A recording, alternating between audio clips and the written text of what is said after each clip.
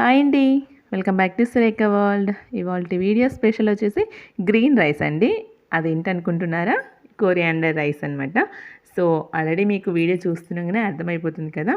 So ఇలాంటి recipes కనుక పిల్లలకి లంచ్ బాక్స్లో పెట్టినట్టయితే టమ్మీ ఫుల్గా తినేస్తారండి. అందులో డౌట్ అయితే అస్సలు లేదు. చాలా సింపుల్గా టేస్టీగా ఇంట్లో చేసుకోవచ్చండి. నార్మల్గా అయితే పిల్లలు ఆకుకూరలు ఎక్కువగా ఇష్టపడరు కదా, అలాంటి పిల్లలకి ఇలా ట్రై చేయండి, టేస్టీగా తినేస్తారు. సో ఈ వీడియో మనం సింపుల్గా చూసేద్దాం. సో దానికోసం ముందుగా నేను కొత్తిమీరని ఒక కట్ట తీసుకున్నానండి. కొత్తిమీరని బాగా కడిగేసి కట్ చేసుకొని మిక్సీ జార్లో తీసుకున్నానండి. ఈ కొత్తిమీరలో అయితే నార్మల్గా కాడలు అనేవి పడేస్తూ ఉంటారు కదండి. సో అలా అస్సలు చేయొద్దండి. ఇందులో చాలా పోషక విలువలు ఉంటాయన్నమాట. నార్మల్గా అయితే కొత్తిమీరలో ఐరన్ ఎక్కువగా ఉంటుంది కదా. సో బ్లడ్ తక్కువగా ఉన్న వాళ్ళు కొత్తిమీరను రోజు వాడడం వల్ల మంచి రిజల్ట్ ఉంటుందండి. మీకోసం ఒక చిన్న చిట్కా అండి. అదేంటంటే నార్మల్గా ఆకుకూరల్ని కట్ చేసిన తర్వాత కడుగుతూ ఉంటారు కదా, అలా అస్సలు చేయొద్దండి. అలా చేయడం వల్ల ఏమవుతుందంటే అందులో ఉన్న పోషక విలువలన్నీ మనం లాస్ అయిపోతాం. సో ఆకుకూరలను ఎప్పుడైనా కూడా కట్ చేయకముందు కడిగేసేయాలి. సో ఇలా కట్ చేసుకున్న తర్వాత కొత్తిమీరకు కొద్దిగా అల్లం ముక్క యాడ్ చేయాలి. అలాగే 2 పచ్చిమిర్చి, కొద్దిగా సాల్ట్ యాడ్ చేసి వీటంతటిని మంచిగా పేస్ట్గా మిక్సీ పట్టేసుకోవాలన్నమాట. స్పైసీగా కావాలనుకునే వాళ్ళైతే గ్రీన్ చిల్లీని కాస్త ఎక్కువగా యాడ్ చేసుకోవచ్చు. నేను తీసుకున్న క్వాంటిటీకి అయితే ఈ చిల్లీ కారం ఉన్నాయి కాబట్టి సరిపోతాయి అనమాట. ఒక 2 స్పూన్స్ దాకా వాటర్ యాడ్ చేసి మెత్తని పేస్ట్గా ఇలా పట్టేసుకోవాలి. దీన్ని పక్కన ఉంచేసి ఒక బాండీ తీసుకొని స్టవ్ పైన పెట్టేసి హీట్ అయ్యాక 2 స్పూన్స్ దాకా ఆయిల్ యాడ్ చేశానండి.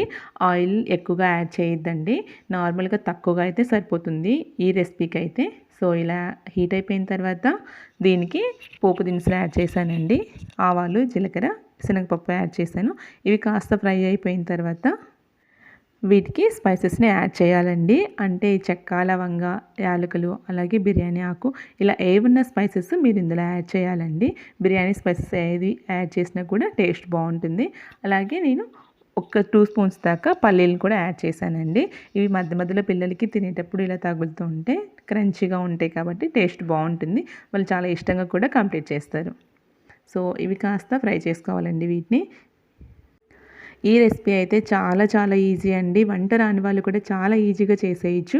మెయిన్ పిల్లలైతే ఆకుకూరలు తక్కువగా తింటూ ఉంటారు కదా, వాళ్ళకి ఎక్కువగా పెట్టాలనే ఉద్దేశంతో ఇలా చేస్తూ ఉంటాను నేను అనమాట. సో ఇప్పుడు ఫ్రై అయిపోయిన తర్వాత పల్లీలన్నీ మనం ముందుగా మిక్సీ పట్టుకున్న కొత్తిమీర పేస్ట్ని ఇందులో యాడ్ చేసేయాలి. దానికి కొద్దిగా ఒక చిటికెడంత పసుపును కూడా యాడ్ చేసేసి అంతటిని ఒకసారి కలుపుకోవాలి. ఫ్లేమ్ను మీడియంలో పెట్టేసేయాలండి. పెట్టేసి వాటర్ అంతా పోయే వరకు, అంటే దగ్గరికి వచ్చే వరకు మనం కలుపుతూ ఉండాలన్నమాట. ఈ కొత్తిమీరలో పొటాషియం, ఐరన్ ఎక్కువగా ఉంటుంది కాబట్టి చిన్నపిల్లలకి తప్పకుండా రెగ్యులర్గా అప్పుడప్పుడు ఇస్తూ ఉండాలండి. సో పెద్దవాళ్ళకి కూడా రెగ్యులర్గా తీసుకోవడం వల్ల చాలా మంచిదండి. అలాగే హార్ట్కి సంబంధించిన డిసీజెస్ కూడా చాలా వరకు కంట్రోల్ అవుతాయి అన్నమాట రెగ్యులర్గా తీసుకోవడం వల్ల. ఇది పచ్చి ఆకును కూడా నములుతూ ఉండొచ్చండి. సో అలవాటు ఉన్న వాళ్ళు అలా చేయొచ్చు, లేకుంటే కషాయంలాగా కూడా చేసుకొని తాగొచ్చు అనమాట. సో చూడండి ఇలా దగ్గరికి వచ్చేసిన తర్వాత దీనికి మనం ముందుగా రైస్ చేసుకుంటాం కదా, ఆ రైస్ని ఇందులో యాడ్ చేసేసి అంతా కలిసిపోయేలాగా కలుపుకోవాలన్నమాట. ఇలా ఏవైనా రైస్ ఐటెం చేసేటప్పుడు ఫస్ట్ రైస్ని ఉడికించుకొని పక్కన పెట్టుకోవాలండి. ఇలా ఫ్రై చేసిన తర్వాత ఆకుకూరల్ని అందులో కలిపితే టేస్ట్ చాలా బాగుంటుందండి. అదే కనుక ఇలా కర్రీ అంతా చేసిన తర్వాత ఈ కొరియాండర్ పేస్ట్ చేసిన తర్వాత మనం అందులో వాటర్ పోసి రైస్ వేసి ఉడికించినట్లయితే చప్పగా వస్తుంది. సో ఇలా చేయండి, చాలా చాలా టేస్టీగా ఉంటుంది. సో ఇలా అంతా మిక్స్ చేసిన తర్వాత సాల్ట్ ఏవైనా తక్కువగా ఉందనుకుంటే ఈ స్టేజ్లో మనము అడ్జస్ట్ చేసుకోవచ్చు.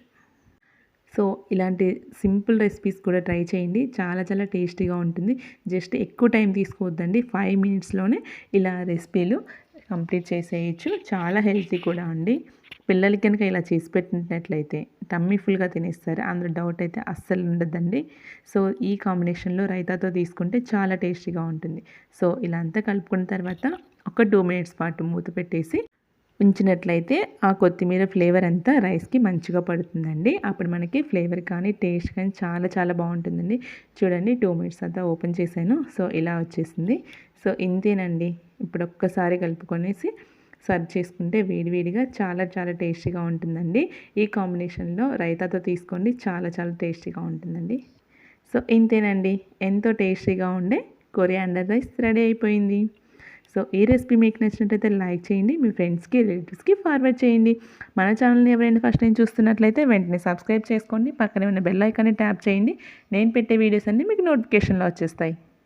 ఈ రైస్ మీకు నచ్చిందనుకుంటా. అయితే మీరు ఎలా చేస్తారో నా కామెంట్ సెక్షన్లో చెప్పండి. ఇలాంటి simple and tasty quick recipes కోసం నా ఛానల్ని ఫాలో అయిపోండి. నెక్స్ట్ వీడియోతో మళ్ళీ కలుద్దాం. Until then bye bye. Thank you.